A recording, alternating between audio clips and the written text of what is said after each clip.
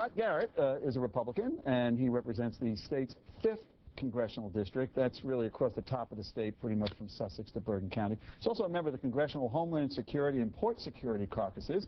The congressman is behind a bill that would block the sale of 6 American ports, including Port Newark in New Jersey, to a United Arab Emirates company. And lawmakers from both sides of the aisle have condemned the Bush administration's decision to approve the deal, saying it will make our country more vulnerable to terrorism. Congressman, thanks for joining us.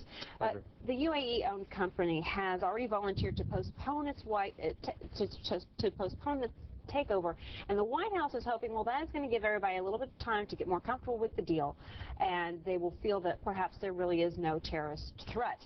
Increased terrorist threat. Is that what you want? Do you want to cool this deal down, or do you want it iced? Well, I think that the cooling down period is probably a good first step to, as you put it, to ice the deal, to stop the deal, because I think that's what the American public is asking for at this point in time. And is that what you want? That's what I would like to see. I would like to see, during this cooling down period, maybe there's other ways that the UAE should take a look and see, could they carve out a portion of the purchase? I don't know. I'm not an expert in the international trade aspect of it as far as just the ports with regard to the United States, because as you know, the deal is a huge deal, not just involving U.S. ports. Yeah, and in fact, that's one of the points, that this company actually, by the ports it operates around the world, actually has a very good reputation on how it runs things and the like. It's well respected. It's also a company that, company/country, since it's government-owned, that gave a lot of money to the Katrina victims down there. So this was, you know, before any kind of sale was in the offing, really. When you look at this thing, there's got to be a way for an ally of the United States, right? There's got to be a way that this could be made to work. For instance, couldn't they put FBI people, couldn't they put security people, Homeland Security people, in a transitional operation of these ports here in the United States as a condition of allowing it to happen? Well, it's interesting. When you talk to people, as I have over the last several days, who actually work down at the ports in all levels, from the lowest level up to other management levels, they all express the same reservations regarding this program.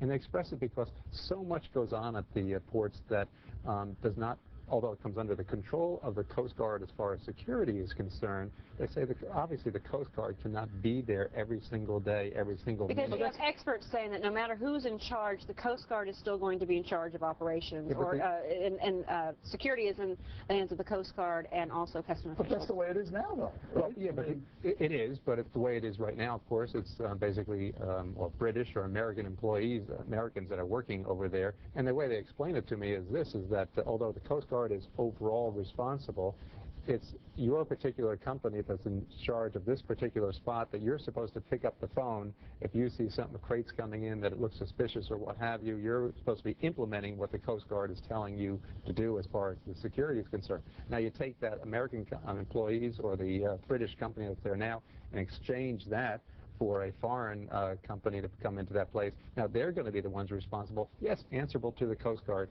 but still the ones that have to pick up the phone and say, I think something is suspicious. So they can hire middle management people who would have access to all of our secure information. Exactly. Is there any concern that you would have? We look at this way. You say you talk to dock workers here, and okay, it's somewhat predictable how they would respond to that here.